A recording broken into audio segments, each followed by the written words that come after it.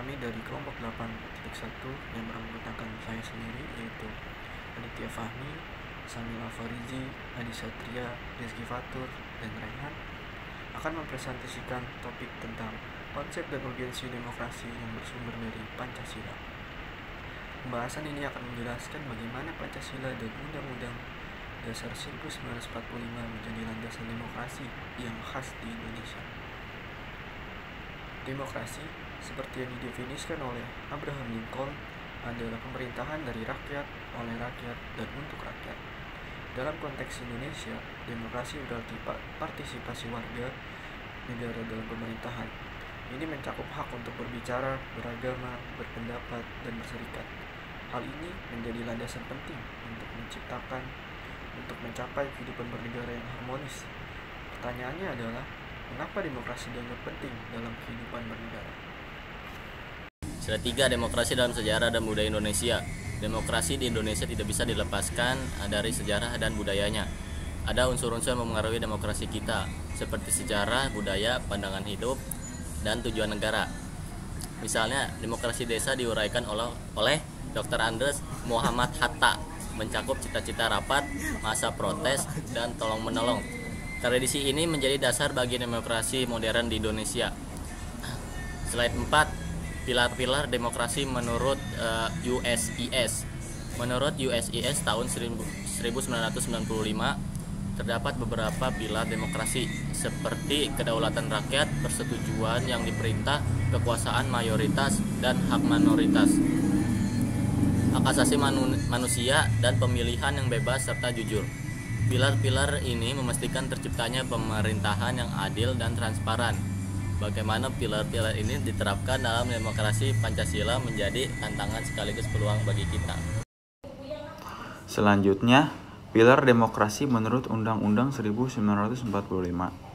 Demokrasi di Indonesia memiliki ciri khas yang merujuk pada 10 pilar demokrasi konstitusional, seperti demokrasi berketuhanan yang Maha Esa, demokrasi dengan kecerdasan, demokrasi berkedaulatan rakyat, dan demokrasi dengan kemakmuran. Pilar-pilar ini tidak hanya menjamin kedaulatan rakyat tetapi juga mengedepankan keadilan sosial dengan tujuan utama. Selanjutnya, demokrasi Indonesia berbasis Pancasila. Demokrasi Pancasila memiliki prinsip khusus yang didasarkan pada nilai-nilai Pancasila menurut Budiarjo 2008. Demokrasi ini terus berkembang dalam kerangka Undang-Undang NKRI 1945. Nilai-nilai seperti keadilan, kebersamaan, dan kesejahteraan menjadi dasar utama pelaksanaan demokrasi yang berorientasi pada karakter bangsa. Baik, berikutnya prinsip-prinsip dasar demokrasi. Demokrasi di Indonesia memiliki konsep yang otosentris, di mana rakyat menjadi pusat dari setiap kebijakan. Demokrasi mencakup pelembagaan kebebasan yang terstruktur dalam praktek dan prosedur negara.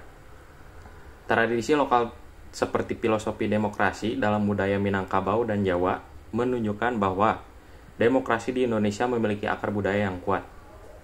Mengapa demokrasi?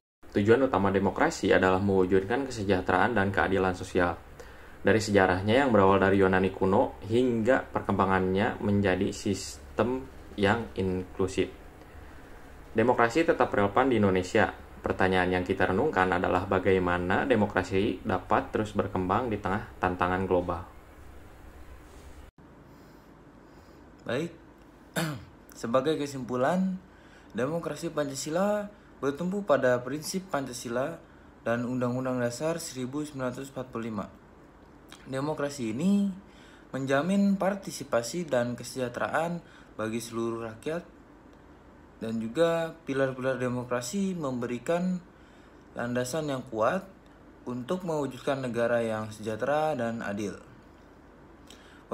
Pemikiran terakhir yang perlu kita jawab adalah bagaimana kita dapat memperkuat demokrasi melalui pendidikan dan kesadaran bangsa. Demikian presentasi dari kami. Terima kasih atas perhatian dan waktunya. Kami membuka sesi diskusi untuk pertanyaan atau tanggapan dari teman-teman sekalian.